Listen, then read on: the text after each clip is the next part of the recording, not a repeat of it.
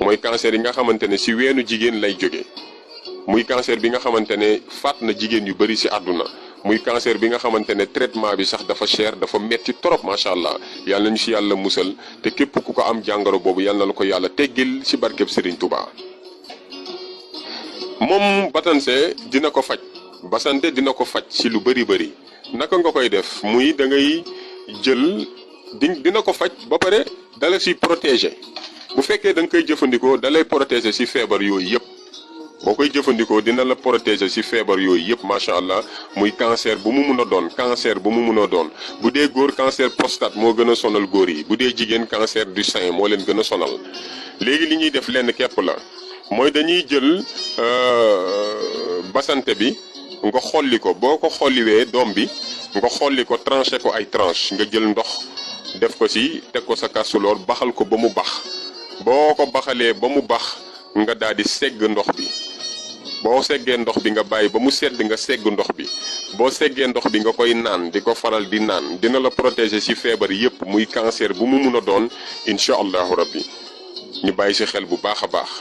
ba léegi rek basante doon na légume bi nga xamante ne maanaam dina wàccee suukaru doomu aadama bi nga xam ne dafa am feebaru diabète naka la koy jëfandikoo muy diabète bi nga xam ne mooy gën a metti sax muy diabète type 2 bi. diabète type 2 bi bu koy jëfandikoo ci kàttanu suñu borom dina ci am tawféex ci kàttanu suñu borom ba nga xamante ne suukaram dina nekk à niveau normal ñu bàyyi ci xel bu baax a baax maanaam da koy xolli ñu ko koy baxalal mu koy lekk noonu ñu xar ko ci digg bi baxal ko bu ko defee après nga koy lekk noonu niñ ko xaree nga koy lekk noonu dina wàccee sa suukar ba mu nekk à niveau normal. ba léegi rek ci ki nga xam ne am na anémie mooy ku manqué deret wala manqué appétit doon koo xam ne maanaam dafa doon koo xam ne day miir di daanu kooku tamit day faral di lekk batante dina ko basante bi dina yokk deretam ci kàttanu suñu borom incha allahu rabbi dina ko dimbali ba mu day dindi fatiguement tamit nañ ci bàyyi xel day dindi fatiguement baxal bi ñu la koy baxalal di la ko tegal nga koy lekk noonu surtout nga koy boo rek ñu baxal ko xolli ko baxal ko ba mu bax jël ko ndox bu tàng beeg yooyu nag ñu siimal la ko cere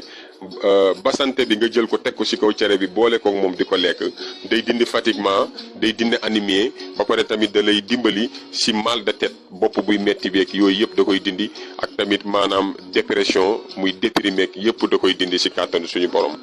ba léegi rek doon na li nga xamante ne moom basante dina ko muccale doomu aadama muy maanaam lu jëm ci mbirum cholestérol muy graisse bu bëri ci yaramu doomu aadama ba nga xamante ne yaram bi daf koy xaw a sonal nay faral di lekk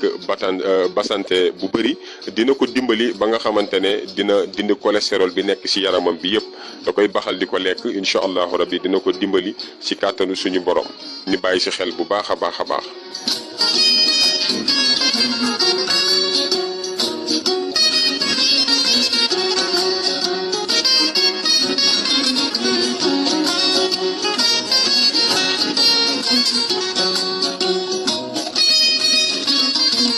ba léegi rek ñu wéyal ak yéen ba léegi rek ci basante bi doon na loo xamante ne day dëgëral sidditu doomu aadama